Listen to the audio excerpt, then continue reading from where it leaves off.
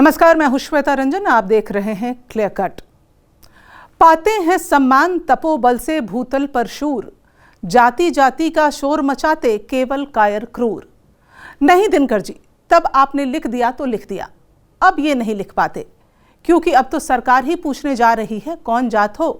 सरकार घर घर जाएगी और पूरे देश को बताएगी कि कौन जात हो, और आपको बताना पड़ेगा, क्योंकि सरकार चाहती है कि वो जान ले कि इस देश में कितने ब्राह्मण हैं, कितने क्षत्रिय, कितने वैश्य और कितने शूद्र हैं। इनकी उपजातियां भी जानी जाएंगी, कितने मुसलमान, कितने सिख, कितने जैन, कितने पारसी हैं, ये सब भी सरकार जानेगी। तो तैयार हो जाइए, कोई आपके दरवाजे पर आकर पूछे कि कौन जात हो तो बता दीजिएगा, क्योंकि बताना पड़ेगा। जब अंग्रेज थे तब आखिरी बार 1931 में जातिगत जनगणना हुई थी। उसके बाद अब माहौल बन रहा है जातिगत जनगणना का। सरकार ने ऐलान कर दिया है कि सरकार की ओर से कहा गया है कि देश में 17 साल बाद फिर जनगणना होगी। 17 साल बाद इसलिए क्योंकि अंतिम बार ये जनगणना साल 2011 में हुई थी, तब मनमोहन सिंह की सरकार थी। उसके बाद साल 2021 में जनगणना होनी थी, क्योंकि हमारे देश में हर 10 साल के बाद जनगणना कराने का नियम था। हालांकि 2021 में कोविड के चलते यह नहीं हो पाया, मगर अब तय किया गया है कि जनगणना होगी और इस बार जातियों के साथ जनगणना होगी। केंद्रीय गृह मंत्रालय ने इसे जनगणना 2027 नाम दिया है। जनगणना का काम 2 चरणों में पूरा होगा। तय किया गया है कि पहले चरण में हिमाचल प्रदेश, उत्तराखंड, जम्मू कश्मीर और लद्दाख में 1 अक्टूबर 2026 से जातीय जनगणना की शुरुआत होगी। बाकी के राज्यों में 1 मार्च 2027 से जनगणना शुरू होगी। हमारे देश में भी गजब की राजनीति चल रही है। जब तक पूरा विपक्ष चिल्ला रहा था कि मोदी जी जाति जनगणना कराइए, तब तक बीजेपी वाले कह रहे थे कि जाति जनगणना से समाज में बंटवारा पैदा होगा। अब बीजेपी वाले अपनी राजनीति के हिसाब से क्या कहते हैं वो ही जाने, मगर जाति के आधार पर बंटवारा तो हमारे यहाँ बरसों बरस से है। वो वासेपुर वाले रामाधीर के यहाँ जब सुल्तान पहुँचते हैं तो सुल्तान को रामाधीर खाने के लिए पूछते हैं, तो उनकी पत्नी उनके कान में कहती है, इसके लिए चीनी मिट्टी वाले बर्तन में लगा दें क्या? हो सकता है कि भारत के बाहर के लोगों को वो फिल्म का सीन सिर्फ सीन लगे, लेकिन हमारे दौर का ये भोगा हुआ सत्य है। हमने देखा है कि बड़ी जाति वाले और छोटी जाति वाले के बीच का भेद। और अब जब सरकार खुद जातिगत जनगणना कराने जा रही है तो विपक्ष कह रहा है मोदी जी दबाव में जनगणना करा रहे हैं। बहरहाल अपनी अपनी राजनीति है और उनकी राजनीति के अपने अपने रंग हैं। लेकिन मुख्य सवाल यह बनता है कि जनगणना होती क्या है और जनगणना और जातिगत जनगणना के बीच क्या अंतर है। ये जनगणना बाकी की जनगणनाओं से कैसे अलग है? तो साफ शब्दों में बता दें कि दोनों में कोई अंतर नहीं है। बस इतना ज़रूर है कि जनगणना के जो कॉलम होते हैं, मतलब जनगणना करने के लिए सवालों का जो सेट तैयार होता है, उसमें एक सवाल जाति का भी जुड़ जाएगा, वही कि कौन जात हो। दूसरी बात ये कि जातिगत जनगणना कराने की ज़रूरत क्यों पड़ी। इस सवाल का जवाब जानने के लिए कुछ तथ्य और आंकड़े जानने होंगे। मसलन इस देश की 42% वेल्थ पर अपर कास्ट का कंट्रोल है। देश की IITs और IIMs में 80% फैकल्टी अपर कास्ट है। पब्लिक सेक्टर में 90% टॉप पोजीशन में अपर कास्ट हैं। मीडिया में भी 90% जो है 90% टॉप पोजीशन पर उच्च जाति के ही लोग हैं। देश के 85% से ज़्यादा करोड़पति अपर कास्ट से हैं। ज़्यादातर स्टार्टअप्स के फाउंडर उच्च जाति से ही आते हैं, मगर छोटा काम करने वाले ज़्यादातर मजदूर निम्न जाति के होते हैं। अभी जब बिहार में जातिगत जनगणना हुई तो मालूम चला कि बिहार में जनरल कैटेगरी के लोग सिर्फ 15.5% ही हैं, जबकि बाकी के बैकवर्ड क्लास और एक्सट्रीमली बैकवर्ड क्लास करीब 63% हैं।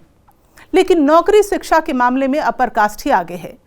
अब आप ये समझिए कि एक राज्य की अगर ये स्थिति है तो देश की स्थिति क्या होगी, उसका अंदाजा आप लगा सकते हैं। अब जब हालात ये हैं तो सवाल बनता है कि क्या जातिगत जनगणना हमारी आर्थिक स्थिति में सुधार ला सकता है? क्या कास्ट सेंसस के बाद कुछ बदल सकता है? कास्ट सेंसस का डेटा हमारी पॉलिसीज को बेहतर बनाने में मदद कर सकता है? और क्या जातिगत जनगणना बेरोजगारी जैसे विकट समस्या से निजात दिलाने में कामयाब हो सकता है? समझते हैं। क्या है ना कि हमारा देश कृषि प्रधान देश हो ना हो, मगर भीड़ प्रधान देश जरूर है। ट्रेनों में भीड़, मेट्रो में भीड़, बाजार में भीड़, सड़क पे भीड़, बैंक में भीड़, राशन की दुकानों में भीड़, भीड़ ही भीड़। और ये जो भीड़ है इसके ही फायदे के लिए किया जा रहा है कास्ट सेंसस। कास्ट सेंसस का मतलब सिर्फ ये नहीं कि नरमुंड गिन लिए जाएं कि चलो भाई इस राज्य में इन जातियों का इतना आदमी, इतनी औरतें, इतने बच्चे हैं। नहीं भाई नहीं, सेंसस इसलिए नहीं किया जाता है कि कितने नए घर बनाने हैं, किस आबादी के बीच कितने अस्पताल बनने हैं, कितनी चौकियां बनानी है, कितने स्कूल कॉलेज बनाने हैं, कितनी सड़कें बनानी हैं और कितना पब्लिक ट्रांसपोर्ट बढ़ाए जाने की ज़रूरत है। अब सोचिए कि हमारे पास हमारी आबादी का जो डेटा है वो 2011 का है। 2011 से 2015 के बीच हमारी आबादी बढ़ी है, लेकिन हमारा काम उसी डेटा के आधार पर चल रहा है। इसे ऐसे समझिए कि 2011 की जनगणना में बताया गया है कि शहरों में रहने वाले लोगों की जनसंख्या 32% है, लेकिन अब जो अंदाजा लगाया जा रहा है उसके हिसाब से ये करीब 50% तक पहुंच गई है। अब आप समझिए कि अगर शहरों में लोगों की संख्या बढ़ी है तो जाहिर सी बात है कि ज़रूरत भी बढ़ी है। तो अगर हम नया डेटा नहीं लाएंगे तो उनके लिए साफ पानी, हवा, ट्रांसपोर्ट का इंतजाम कैसे कर पाएंगे? आपको पता नहीं, मालूम है कि नहीं, मगर सेंसस न होने से लाखों लोग सरकारी सब्सिडाइज अनाज से वंचित हैं। नेशनल फूड सिक्योरिटी 2013 का गोल है कि 75% ग्रामीण और 50% शहरी लोगों को सब्सिडाइज्ड अनाज मिलना चाहिए, लेकिन 2011 का डेटा तो आउटडेटेड हो गया। अब अनुमान है कि 12 करोड़ लोग ऐसे हैं जिन्हें इसका फायदा मिलना चाहिए, मगर नहीं मिल रहा। क्या है ना कि तमाम विविधताओं वाले देश भारत में अर्थव्यवस्था से लेकर पहचान तक जाति से लिंक्ड है। वहां जाति को इग्नोर नहीं किया जा सकता। कोई माने या ना माने, मगर जाति आज भी बहुत लोगों की रोजमर्रा की जिंदगी को तय करती है कि कौन पढ़ पाएगा, कौन नहीं, कौन मालिक बनेगा, कौन मजदूर बनेगा। ये सब जाति के आधार पर बहुत जगह आज भी तय किया जा सकता है।